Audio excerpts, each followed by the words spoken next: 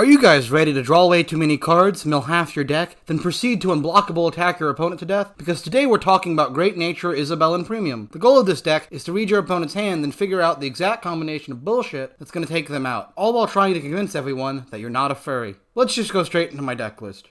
First, let's discuss my main deck. We're opting to run Sage Saint Mintra Black Lacquer Isabelle, as opposed to Big Belly as our main grade 3, for that sweet on-place stacking. It's some nice legal cheating. It helps you ensure that you get the trigger effects of some of your rear guards, and the Vanguard skill makes going in the grade 3 turn functional as well, letting you duplicate the on-play skills of your grade 1s like Mini Belly or Mike Saburo. Holy Great Sage of the Black Shadows Isabelle, when placed, either hits large numbers or draws you some guard value. I run 2 because it's a secondary ride target that's not as good as the first. Daring Scientist Mari Martin either lets you block intercepting or can retire your opponent's units. This is great flexibility, but it isn't a solve-all card. That's why I run 2. Talented Rhino and Monoculus Tiger are our WinCon combo pieces. I'm talking about both these cards together because that's where these cards shine. Talented Rhino stops your opponent from calling grade 0s from hand to guard. Monoculus Tiger says that if it hits a trigger on mill, it forces your opponent to only call triggers for that battle. This creates an unguardable from hand attack. I wonder where this is going. Although, do remember that you can still get G-guarded or intercepted. Monoculus Tiger's normal effect can also be used if you think your opponent's running a grade 1 Sentinel that can stop you, such as the Hari grade 1 Perfect Guard, although it's obvious which effect is preferable. We're only running 2 of each of these, but surprisingly that's not a big problem. This deck nuts card draw, and can search grade 3s very effectively. The secondary star of the main deck is Crayon Tiger, who for a counterblast and a boost, can restand your rear guards and give it plus 4k. It can restand your Talented Rhino, or anything really. This is an easy 4 of, because it's not searchable, and can be used multiple times in a turn effectively. Compass Line is an outlet for retiring units targeted by our grade 1s. It having 2k more attack than usual is also really funny to make your opponent go 1 pass on grade 2 turn. This is usually your preferred ride. Binoculus Tiger is a fun grade 2 that either lets you draw a card or retire an opponent's rear guard and let 3 cards break a threshold. It's not your primary choice for grade 2, but for consistency's sake we have to run more than 8 grade 2s, so I run 2. Diligent Assistant Mini Belly, and what I am nominating as the cutest card in Vanguard, Honorary Assistant Mike Saburo, serve the function of letting you search for grade 3s and explain why we run so many in this list. Mike Saburo combos with Compass Lions to let you search 1 grade 3 from the deck. Mini Belly lets you check top 5 for a grade 3, then discard 1 if you add 1 to hand. Mini Belly also gains 5k attack going in the grade 3 turn. You can also double either of these skills with Isabelle for extra value. Mike Saburo is adorable, and his skill is better as there's no discard and the range is your entire deck, so we run 4. Mini Belly is great, but not as good, so we only run 3. Despite the dated text on label Pangolin, he's one of the best counter chargers in the game. He also soul charges as well. Stop your opponent from counter blast starving you after grade 4. Easy 4 of. We're running the Quick Shield Ticket Starter for the sweet free draw, and the Bird Up!